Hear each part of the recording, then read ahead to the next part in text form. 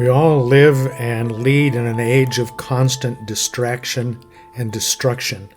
In every sphere of life, politics, education, economics, understanding common knowledge, and those accepted and adopted standards taught by education and experience have lost a bit of validity. Distraction mediated by technology has signaled the destruction of the old model of business and the nature of knowledge. Centuries of old industrial education systems, creating uniform actors, actions, and behaviors, once considered the gold standard, no longer hold the same validity. The exponential rise and increase in ever-changing technology leads primarily to recalibrating the relationship between humans, technology, and culture.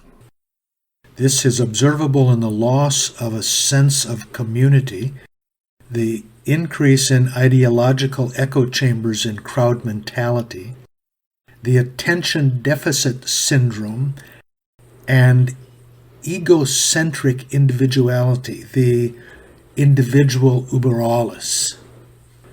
These symptoms are driven by the devaluation of factual evidence and the normalization of radical philosophies touting social value, economic, and priority inequities. They stand behind many of the world's overwhelming issues like healthcare, modern medicine as the pandemic machine, and climate change. The answer to this dilemma is far richer and engaging, with the potential of a better and deeper satisfaction than ever before. It has everything to do with the nature of work changing from physical and intellectual to spiritual. Spiritual discipline can rebuild habits and allow the rhythm and routine of structure back into consciousness. It will enable the return of the ability to hold attention despite external and internal distractions.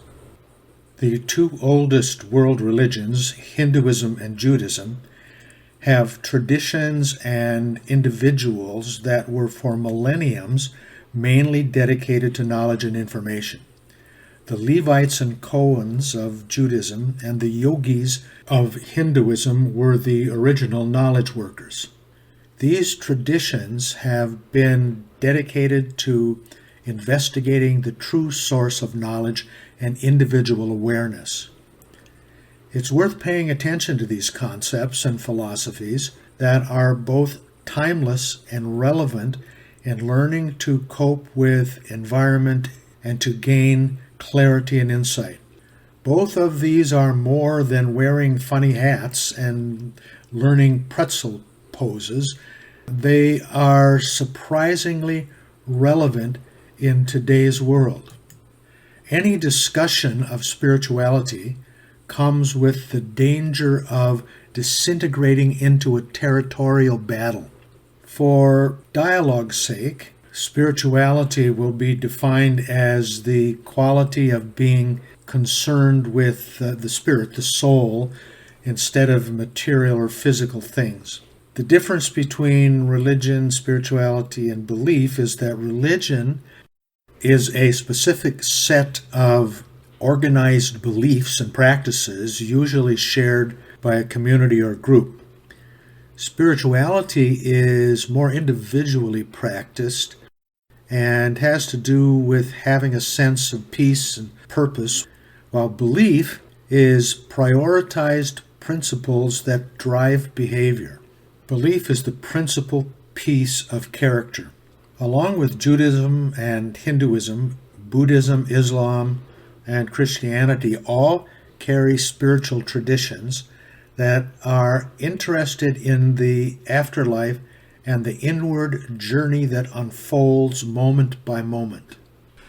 Crisis exposes the lack of connection and variety, routine, bookended days, and the inability to connect with personal and spiritual sources of energy that have been a perennial problem over the centuries. Humans are creatures of habit, and building routine builds habits and tools to manage energy and performance.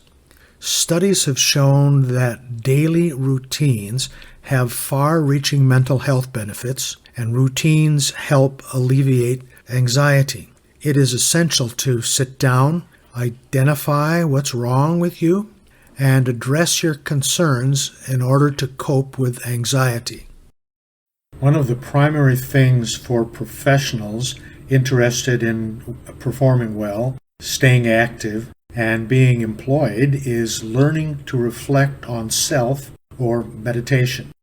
Multitasking is a favorite pastime of many professionals, but it provides a false assumption of efficiency and effective performance. The key to control over attention is introspection, and learning to contemplate, reflect, and meditate allows for cleansing of mental consciousness. Mental energy creates physiological and physical response. It is this physiological energy that not only provides the ability to engage in thinking, but also to apply willpower to an activity. Spiritual energy is the most profound source of energy driving human behavior, and it feeds motivation and momentum. Willpower, serving others, and intentional introspection all have a foundation in routine, practice, and systems of belief. Whether religious or non-religious, whether spiritual or unspiritual, it is clear that people behave as they believe. Common wisdom speculates that we all are masters of our fate, but reality reveals that we have no control over anything. If so, there would be no frustration, pandemic, violence, or discomfort. The answer is that a lot of energy is lost while trying to control the cosmos. It's like gambling. The house always wins. There's no way to win against the will of the universe, and therefore the fight is wasted energy. It's wiser to spend time and energy understanding what role in the scheme of things brings relevance. Personal routine, meditation practices, serving other people, and becoming conscious of the movement of energy in communities and individuals defines a person's place in the universe. Cognitive introspection changes character and drives behavior. Spending time building a wall against a tsunami of the inevitable is pointless. Instead of wasting energy building a wall, the same energy can be deployed securing against the changes of the future and understanding that throughout the history of history, walls have not worked well. The traditional systems of thought and religion, as flawed as they are, have inculcated the basic concept of surrendering the ego, practicing routines, and serving the community, along with daily practices that have sustained humanity. This exertion of willpower will reveal that the larger forces are not antithetical. That is, the nature of the relationship with the universe is not one of hostility. The association is one of friendliness, kindness, and tenderness of connection. Once realized, the relationship becomes a source of energy. Life becomes more comfortable. Winning and losing, success or failure, is no longer the only important thing. To summarize our thinking, there are 6 primary points. The first is that pressure of leadership in an age of distraction and destruction can end up being a primary reason for anxiety, frustration, burnout, and failure. Secondly, the negative narrative of myopic ideologies causes the loss of a sense of community, the increase in ideological echo chambers and crowd mentality, and the attention deficit syndrome along with egocentric individuality. Number 3, this age requires personal discipline to rise above the norm. Traditional belief systems provide relevant models for leaders to strengthen performance and cope with situational pressure and anxiety. Number 4, spiritual energy builds habits that build character. Character is the catalyst of managing willpower, serving others, and intentional introspection. It is the foundation of higher performance and relational relevance. Number 5 is understanding that we are all part of something bigger than ourselves and that it is the driver of spiritual behavior and energy. And finally, finding our role in the bigger picture will change our behavior, approach to leadership, and make us better leaders.